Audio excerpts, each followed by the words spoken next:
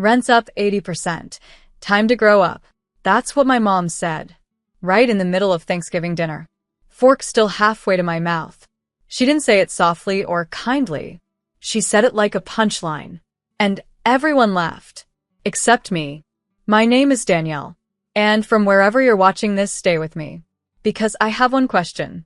Have you ever built a whole house for your family, only to be handed the receipt like a stranger renting a room? I spent 3 years of my life working 80-hour weeks to keep their dreams alive. Not mine. I was the reason our bakery survived the pandemic. The reason Dad didn't lose the lease. The reason my little sister didn't have to drop out of college. I missed birthdays. Skipped trips. Paid off $19,000 in back taxes they ignored. I handled licensing, payroll, supplier drama, late-night inventory runs. And not once, not even once, did anyone say thank you. But when my sister, Emily, walked in late with perfectly curled hair and zero obligations, Mom raised her glass like we were at a royal coronation. To our golden girl, she beamed, who just got her first brand new car. Everyone clapped. A few gasped. I didn't. Because I already knew. I had seen the transaction 2 days ago, on the business account. $62,000 to Lexus of Pasadena. But when I asked Dad about it, he said it was for business use. Apparently, Emily's personal comfort was the business. I cleared the dishes, wiped the counters, took out the trash, and then I went upstairs, locked my bedroom door, and opened my laptop. Logged into the business banking accounts, and just froze them. All of them. Main. Payroll. Vendor. Emergency. Retirement. Locked. Secured. Gone. I didn't say a word. The next morning, the first scream came from downstairs. Mom, staring at her tablet. Why is the card declined? Then Dad yelling from the bakery office. I can't pay the suppliers. It says restricted by account owner. What the hell does that mean? I walked downstairs with my mug of tea and said, calmly, it means the person who saved your legacy is done being used like a doormat. They froze. Mom blinked. You don't own the business. I smiled. That's where you're wrong. Legally, I do. You made me partner in writing when I saved you from bankruptcy. You remember that, right? She went pale. Dad looked like he'd been punched. But I wasn't done. As of 2 a.m., I've removed all authorized users. I've also notified the CPA. The next quarterly taxes are on you. And your golden girl's Lexus? She can return it or start making payments herself. Emily finally woke up and stumbled into the kitchen, confused. Wait, what is happening? I turned to her. Your ride just got downgraded. They exploded. But I didn't yell. Didn't flinch. I just handed over 3 folders. One for each of them. Inside, a detailed log of every dollar I put in. Every unpaid hour. Every document proving they'd signed it all away without reading, trusting me to clean up their mess. Dad tried to threaten me. Mom cried. Emily threw her phone. And I walked out the front door without a single bag. Because I had already moved everything into storage the night before. They thought I'd never leave. They thought they'd broken me. But what happened next made them crumble. By noon, they were calling every 10 minutes. Blocked numbers. Private. My dad even tried my old work extension. I didn't pick up. I was at a cozy little rental an hour away, key already in hand, fridge stocked, peace humming from the silence. I sat on the floor, opened a carton of lo mein, and watched the text messages pile up. This is outrageous.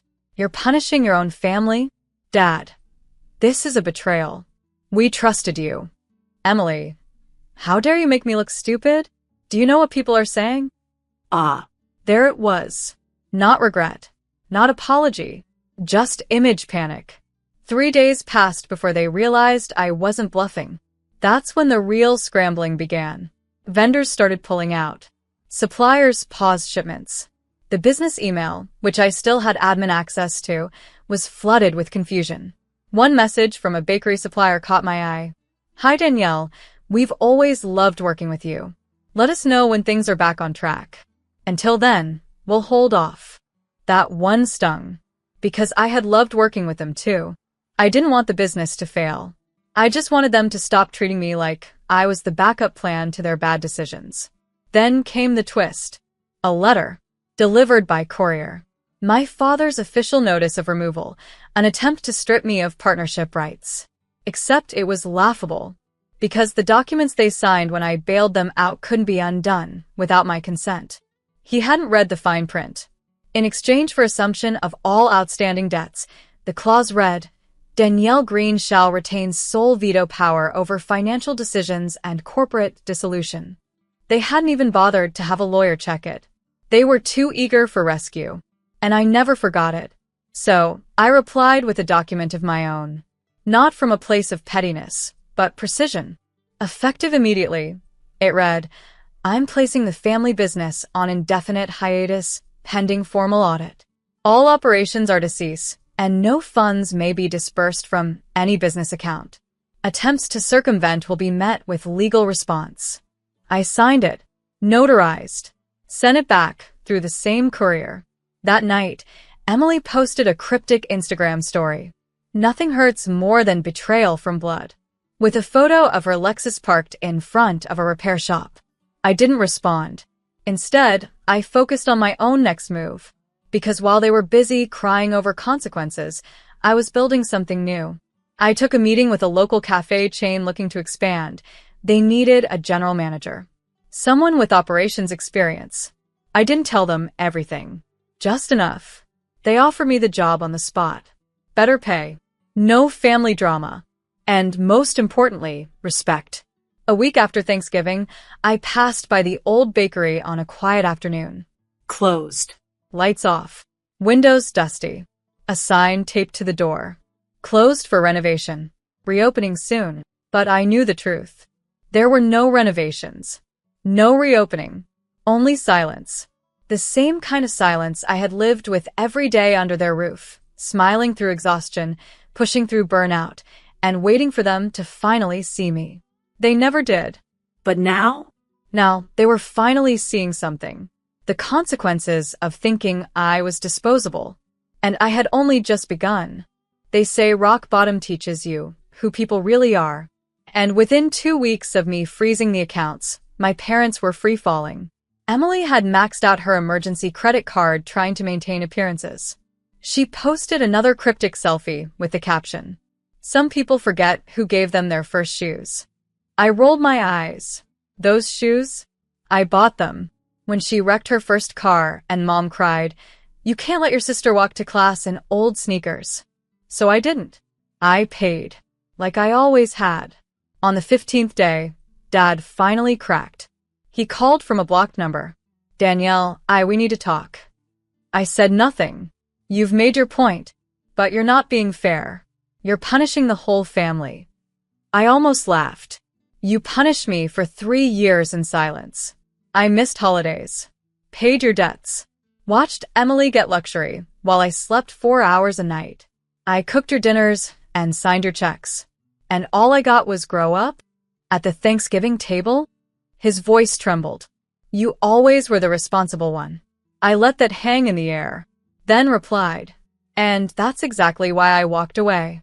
The next morning, I got a message from Sandra, the landlord who owned the strip where the bakery sat. Hi Danielle. Noticed the bakery's still closed. Just wanted to ask, are you interested in subletting the space? We have another buyer lined up. I paused. It was time. Time to stop mourning what I built for them and build something for me. I scheduled a visit.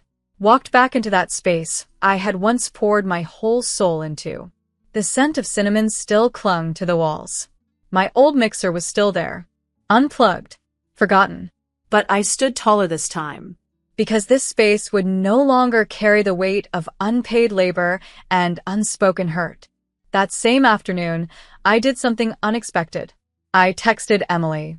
If you want your car, pay the balance. You have 7 days before it gets repossessed. Not a threat. Just the paperwork timeline. Her reply? You're not family. You're a monster. And for once, I didn't cry. Because monsters don't work 80-hour weeks to put food on the table. Monsters don't clean vomit off bakery floors or donate every cent of their bonus to stop the bakery from closing. I wasn't a monster. I was just done being used. On day 18, Dad tried one last move. He called a family friend, Mr. Jenkins, a retired accountant I adored growing up. Tried to guilt him into convincing me to be reasonable. But Jenkins? He called me instead. Danielle, I know you're hurt, but I just want to say you did everything right. I saw those ledgers. They would have sunk without you. And now that you're gone, they're finally seeing it. Let them stew. You earned your distance. I almost cried. Almost. But I'd cried too long. Now? I was choosing clarity. That night, I started drafting my new business plan. Not for them. Not with their name. Just mine. No more Green Family Bakery. I named it Reclaimed. Because that's what I was doing, reclaiming my time, my talent, my power. I opened a blank page and wrote the first words in bold. This time, I rise alone. I signed the new lease on a rainy Wednesday. No family name.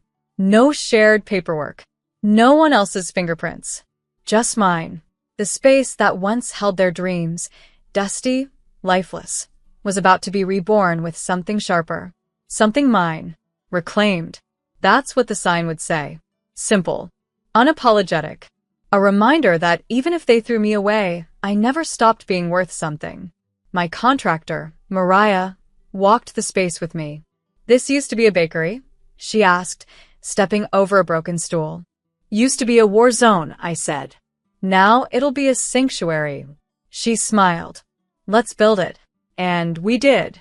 Meanwhile, back at the house, the panic had turned to paranoia.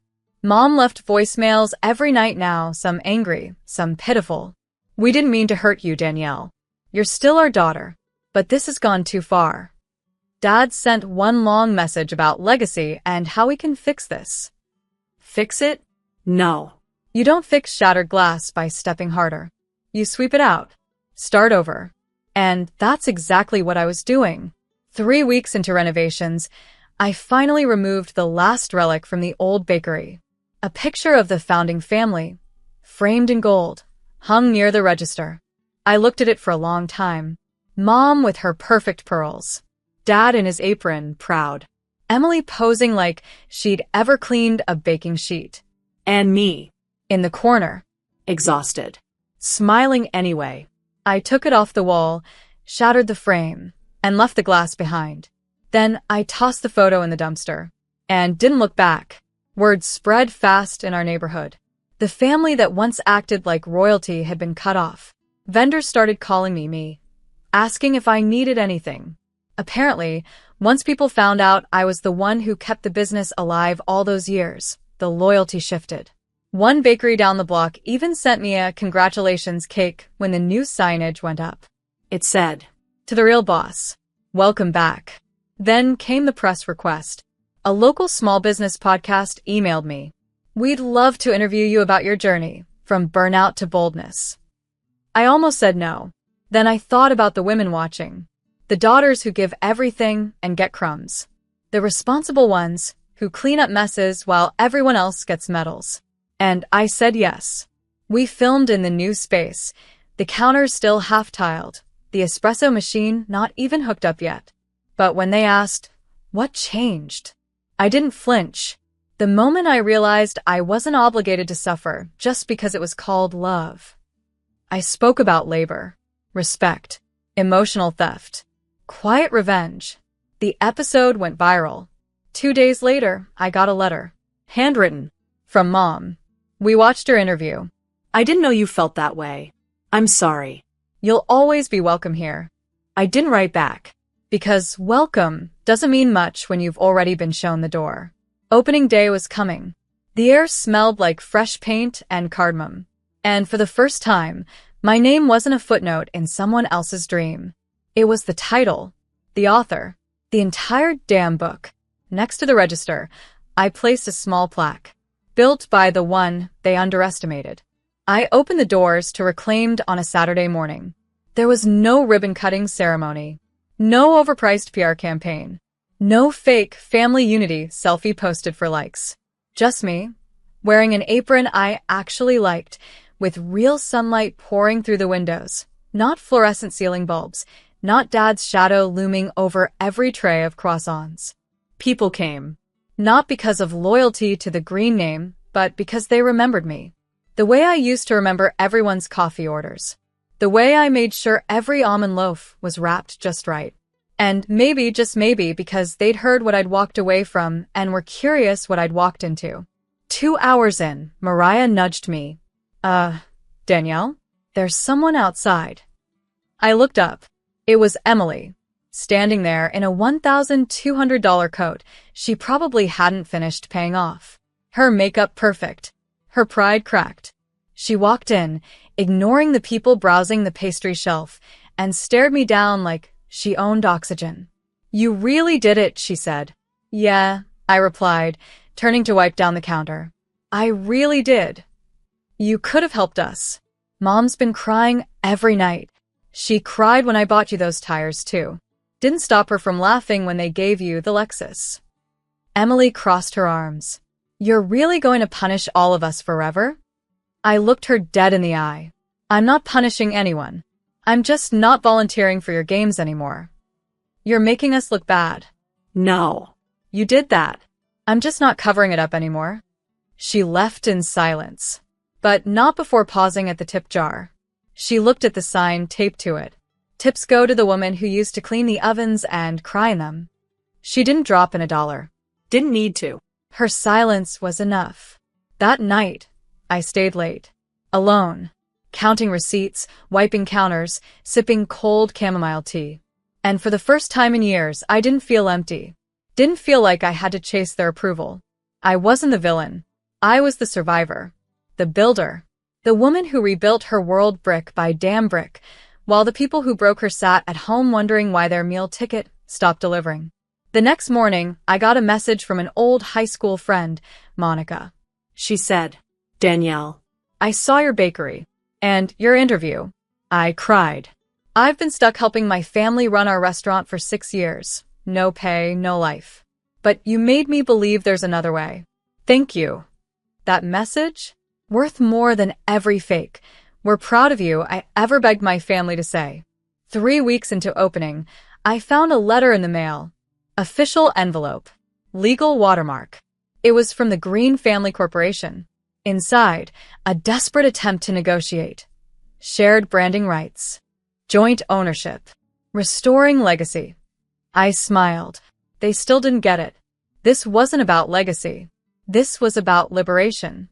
So I wrote one line back, printed it in bold, and mailed it without a return address. Some things don't need restoring. They needed to be burned down. They gave the Lexus back. They listed the house. But the one thing they couldn't repossess? Me. And the peace I had finally bought, not with their love, but with my absence from it. By the end of the first month, the bakery was thriving. We didn't just break even, we broke through. Lines curled outside on Saturdays. Local influencers tagged us in reels. Even the neighborhood council invited me to speak at their Women in Business event. But what I noticed most? The peace. The way no one barged into my office screaming about a missing shipment. No voice demanding, where's the spreadsheet? No Emily asking for just a little transfer. And absolutely no one telling me I was too emotional to run things alone. I was alone, and it was glorious. Then came the silence. For my family, the daily guilt text stopped. The calls ceased. No holiday invites. No Merry Christmas. No, we miss you. Just nothing. At first, it stung. But then I realized something. The quiet wasn't loneliness. It was healing. A month later, I was baking early one morning, sleeves rolled, face powdered with flour, when the bell above the bakery door chimed. It was a woman I didn't recognize. Dressed well, but with tired eyes. She looked around and said, You're Danielle Green? I nodded. I used to work for your parents. I was the cleaner for the bakery. They fired me when I got sick and asked for a day off. My heart clenched. They said you knew, she added softly. I stared at her. I didn't. I swear. She smiled gently. I believe you. I poured her a coffee. On the house. And I promised myself, this place will never run on silence and exploitation. Later that night, I pulled out an old journal from under my bed. The one I used to hide between recipe notes and broken sleep. Page after page of frustration. Things I couldn't say out loud back then. But now? I wrote something new. They used me like a wall, stable, silent, holding up everyone else's weight. But I was never just a wall. I was the foundation. And they forgot that when the foundation walks away, the whole house starts to crumble. I closed the journal, lit a candle, let the words settle. Weeks passed. Winter melted into spring. And then, out of nowhere, a knock on the bakery's back door. I opened it. It was my mother. Gray streaks in her hair now. Eyes not cruel, just tired. She didn't say hi. She just looked past me, into the warmth of the kitchen, and asked quietly, "Is this really all yours?" I nodded once. She took a shaky breath. "We lost the house. Emily moved in with friends. Your father doesn't say much anymore." I waited. "We didn't come here to ask for anything. I wanted to see what you built. I wanted to understand."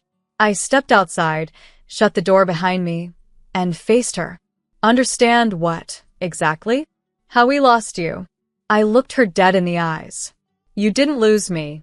You gave me away every single time you laughed at my exhaustion, dismissed my effort, and praised the ones who did nothing." She blinked. Didn't deny it.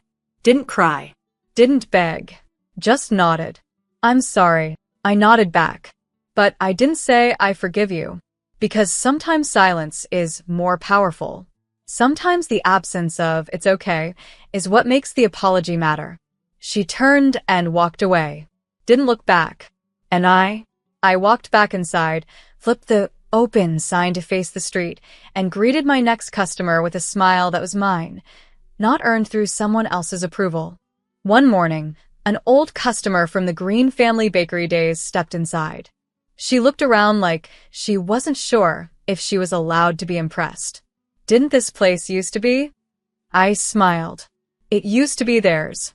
Now it's mine."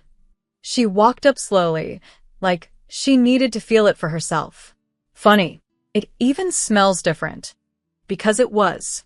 Different. The flour was the same, the sugar too, but the air wasn't thick with resentment anymore. It was warm. Proud. Free. The very next week, a food critic visited. Unannounced. He ordered the orange blossom brioche and a lavender espresso, sat alone in the corner, took notes. Didn't say a word. The article came out 2 days later. "Reclaimed is what happens when a woman turns survival into softness and still makes it sharp enough to cut through everything that tried to bury her." That line? It broke me. In a good way. Because for the first time, someone saw the work behind the work. Not just the glaze or the garnish, but the blood that went into building something real after being discarded by the very people who were supposed to protect me. Then came a letter. This time, not from my parents, but from a foundation. The Westfield Women's Leadership Grant. I had applied half-heartedly months ago, back when I wasn't sure I'd make it to the next week. Turns out, not only did I qualify, they chose me as the face of their next campaign.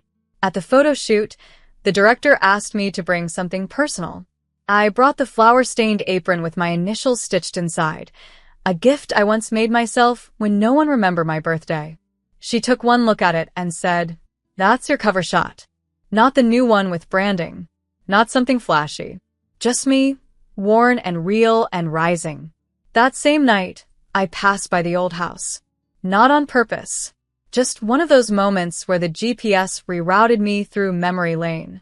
It was dark, empty, for sale sign crooked, windows cracked, the Lexus gone, the porch light that used to burn all night like a beacon, out. And you know what? I didn't feel rage. I didn't feel triumph. I felt distance. Like watching a movie I no longer had a role in. Inside my car, I pulled out my phone, opened an email draft I'd been writing for months, one addressed to both Mom and Dad. But I didn't hit send. Because the best closure isn't a dramatic monologue. It's silence. It's success they can't take credit for. It's your name on a marquee, where there's used to be.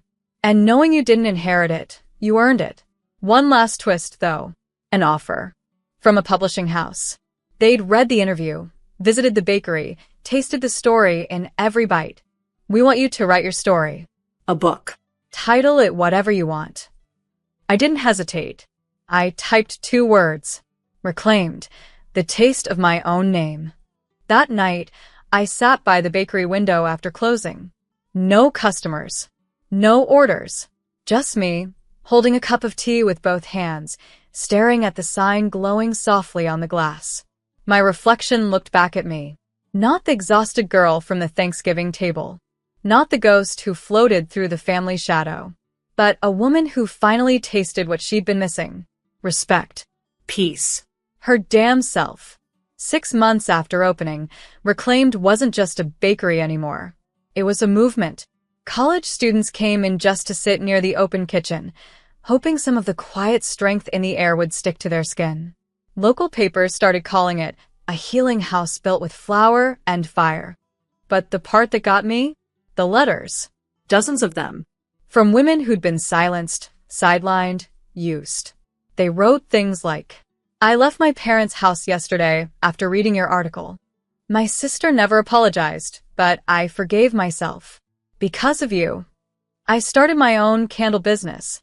Guess what I named it? Reclaimed Light. And then came the call I never saw coming. From Emily. Blocked number. But her voice? Still coded in honey and habit. Danielle, they want to sell the Green family name. The business. The rights. Everything. I didn't respond. They need your signature. Technically, you were part owner. Silent, but on the paperwork from way back. Ah. So now they remembered my name. What do you want? I asked. She paused. Maybe closure? I smiled. Closure doesn't need contracts. It needs courage. Then I hung up and blocked the number again. Later that night, I did go to the lawyer's office. But instead of fighting over ownership, I surrendered my rights. Legally severed ties to the Green family business. It wasn't weakness. It was power. Because when you don't want the crown anymore, no one can force you to kneel. A week after that, a woman walked into the bakery. Middle-aged. Warm smile. Sharp eyes. She introduced herself as a rep for a regional grocer. We'd like to carry your goods. Lavender pound cake. Cardamom scones. Whatever you recommend. She paused. Also, would you be interested in teaching a workshop? A workshop. Me. The family joke, according to Mom. The one who wasn't worthy of a Lexus or a compliment. Now being asked to teach. I hosted my first workshop a month later. 10 women showed up. Nervous. Tired. Soft-spoken. I opened with just one sentence. No one here is a burden. You're not too much. You're not a mistake. You're a beginning. They cried. I cried too. But we still baked the hell out of some ginger cakes. Last week, someone stopped me on the street. Teenage girl. Hoodie. Big eyes. She held out her phone and said, Are you the bakery woman? The one whose parents ditched her. I laughed. Something like that. She smiled. You're kind of famous. In a good way. I asked her name. Taylor. I told her she had the name of a storm. And she smiled wider. That night, I finally walked into my home, and looked around. No inherited furniture. No gilt-laced wallpaper. Just sunlight on the counter. A warm mug on the table. Peace that didn't need permission. And a message from the publisher. Your memoir is trending. We need more copies. Congratulations, author. I didn't cry. I just whispered into the quiet. You did good, Danielle. You really did. At the next Women in Business Gala, they handed me an award. Glass. Elegant. Heavy. It read, Reclaimed, for turning silence into story, and story into strength. I gave a short speech. No bitterness. No shame. Just truth. Sometimes the best revenge isn't revenge at all. It's peace. It's having nothing to prove. It's walking away and never looking back because you don't need to. You already won. And the whole room stood up, clapping. Not for the girl they used to overlook, but for the woman no one could ignore anymore.